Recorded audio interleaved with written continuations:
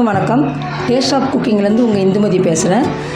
இன்றைக்கி நம்ம வந்து பருப்பு இல்லாத ஒரு சாம்பார் எப்படி வைக்கிறதுன்ற பார்க்கலாம் வாங்க. அதுக்கு என்னென்ன தேவையான பொருட்கள்ன்றதை பார்க்கலாம் வாங்க. என்னென்ன பொருட்கள்லாம் என்னென்னன்றதை பார்க்கலாம் வாங்க. வெங்காயம், பூண்டு. இந்த வெங்காயம் வந்து தாளிக்கிறதுக்காக கட் பண்ணி வச்சுருக்கேன். தக்காளி ஒரு 3 தக்காளி கட் பண்ணி வச்சுருக்கேன். இதே மாதிரி சின்னதாக ஒரு 2 உருளைக்கிழங்கு கட் பண்ணி வச்சுருக்கேன். இதுதான் திக்னஸ் கொடுக்கும், அதுக்காக அதை கட் பண்ணி வச்சுருக்கேன்.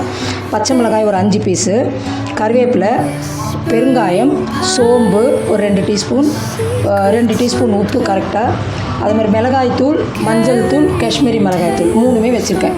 இது எல்லாத்தையும் ஒன்றா போட்டு பண்ணுறது தான் இந்த சாம்பார். பார்க்கலாம். இப்போது எல்லாத்தையும் ஒன்றா கொட்டிக்கலாங்க. அதில் பெருங்காயம் 2த்தையும் ஒன்றா சேர்த்து போட்டுட்டேன். சோம்பு, மஞ்சத்தூள், காஷ்மீரி மிளகாய்த்தூள், தக்காளி, வேப்பிலை, பூண்டு, அவ்வளோதான். எல்லாத்தையும் போட்டுக்கோங்க. தண்ணி ஊற்றிக்கோங்க. நல்லா வெந்து விட்டுட்டு விசில் போட்டு மூடிடுங்க. வந்துட்டு இப்போ நல்லா எல்லாமே வெந்துருச்சு. இப்போ இந்த மாதிரி ஒரு ஸ்மேஷர் இருந்தால் பாருங்கள், இல்லைன்னா மத்து இருக்கும் இல்லைங்களா, அதில் வச்சு கூட எல்லாத்தையும் இப்படி நசுக்கி விட்டுடுங்க. நல்லா உருளைக்கிழங்குலாம் நல்லா வெந்திருக்கும். தக்காளி எல்லாத்தையுமே இப்படி நசுக்கிடுங்க. ஒரு 6 விசில் வச்சுட்டு இந்த குக்கரை எடுத்து ஆஃப் பண்ணிட்டேங்க. வச்சுட்டு இப்போ இது மாதிரி மேஷர் வச்சு நல்லா அழுத்திக்கோங்க.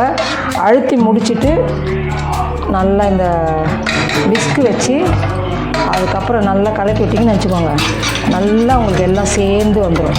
மேஷ் பண்ணதுக்கப்புறம் இந்த பாருங்கள், ஒரு 10 நிமிஷத்துக்கு நல்லா தொடர்ந்து அடிச்சுட்டு இதுக்கு நல்லா மேஷ் ஆகிடும். பிளெண்டர் இருந்தால் பிளெண்டர் போட்டு விட்டுக்கோங்க.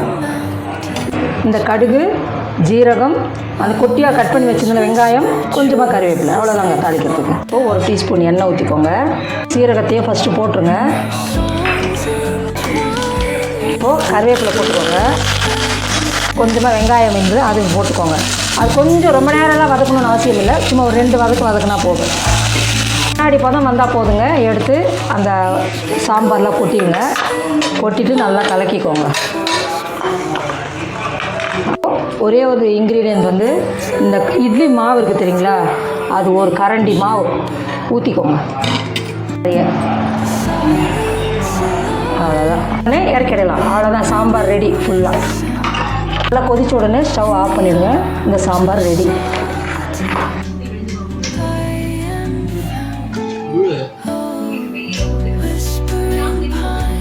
நான் வச்ச மாதிரியே நீங்களும் சாம்பார் வச்சு பாருங்கள். பிடிச்சிருந்ததுன்னா லைக் பண்ணுங்கள், ஷேர் பண்ணுங்கள், மறக்காமல் சப்ஸ்கிரைப் பண்ணுங்கள், பெல் பட்டனை கிளிக் பண்ணி வச்சுக்கோங்க. அப்போ தான் நாங்கள் போடுற வீடியோக்கள் உங்களுக்கு தொடர்ந்து வந்துக்கிட்டே இருக்கும்.